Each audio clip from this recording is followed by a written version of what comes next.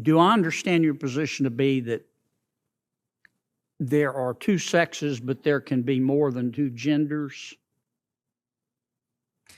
I wouldn't even say two, and we've got Dr. Lopez here as well, but there's also the definition of intersex. I think that often in these conversations we're conflating sex and gender, and I do want to affirm here that trans women are women. That is their gender. Okay, but I'm trying to understand. Do you make a distinction between sex and gender? Yes, sir.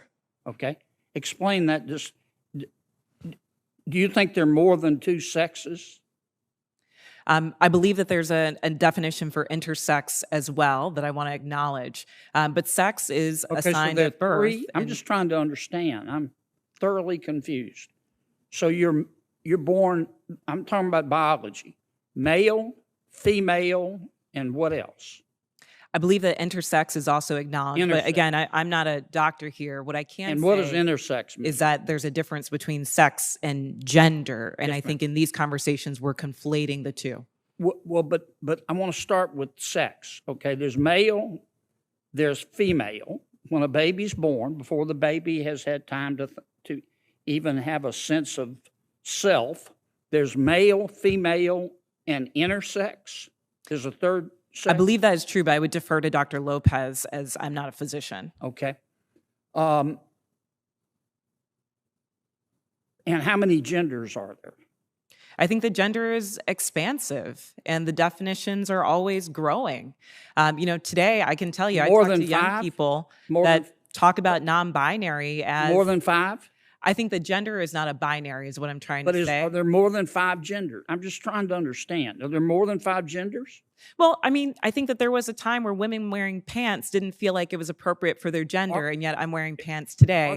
I think that there are ways that we express our gender that are expansive. Are there more than 5? I wouldn't subject myself to naming how many genders there are, but what I can say is that gender is a reflection. Number? Excuse me? There's an infinite number of genders? I think depending on your culture, there are a lot of different genders that exist. And I can also say that it's a term that's evolving. If you look at young people today, they really don't lean into the binary of only woman and man. So I think that it's incumbent upon us not to legislate on this, but create space for them to explore what their identities are, what their gender identities are. All right. Let's get back to athletics. I think I understand what you're saying. There are 3 sexes: male, female, and intersex. I believe that to be true, but again, I'm not a physician. And there are an infinite number of genders because gender is a mental state. Gender is about expression, and I think that there are a variety of ways that you can express your gender. Okay, so there's infinite number. All right, let's go back to the biology. Male, female, boy, girl. Okay, biologically, do males have an advantage over females biologically in sports? Again, I'm not a physician and I can't speak to that. What's your real world experience? It depends. I mean, there are some people who are born male that I'm faster than if I were to sprint against them, and some that I'm not. Some males that are taller than some women, and some that are shorter. You don't believe that a biological male has a physical advantage in sports over a biological female? Not as a definitive statement. Give me an example. Well, no, I don't think. How many female members of the NBA do you see? Well, I can say that, there's been this news article about men that think that they could beat Serena Williams in tennis, right? That they think that they could actually score a point on her. And it's just not the case. She is stronger than that. What's your experience, Ben? Male, female? Both Serena and Venus lost to the 203rd ranked male tennis player, which they're phenoms for women. My experience, my husband, he swam at University of Kentucky as well. In terms of accolades and in terms of national ranking, I was a much better swimmer than him. He could kick my butt any day of the week without trying. Okay. I just think, Ms. Robinson, I'm trying to understand where you're coming from. I think you lose a lot of credibility when you don't concede that a biological male has physical advantages over a biological female. I mean, I just think that's a proven fact, and you really hurt your credibility. I understand you want the world to be a better place. I do too, and I don't think people ought to be discriminated against because of an immutable characteristic. I don't. And I think that I think everybody ought to be free to be themselves.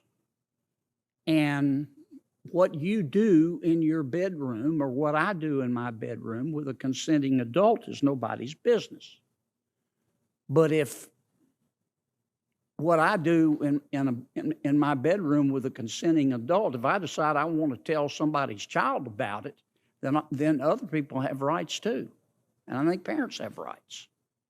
And I think biological females have rights to be able to compete fairly in sport, in sports. So I really think you hurt your credibility when you refuse to acknowledge that biological males have an advantage over biological females. It kind of makes me wonder about all your testimony.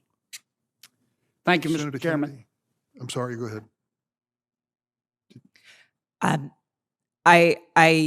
What I'm trying to say is that there is not a definitive advantage in all cases.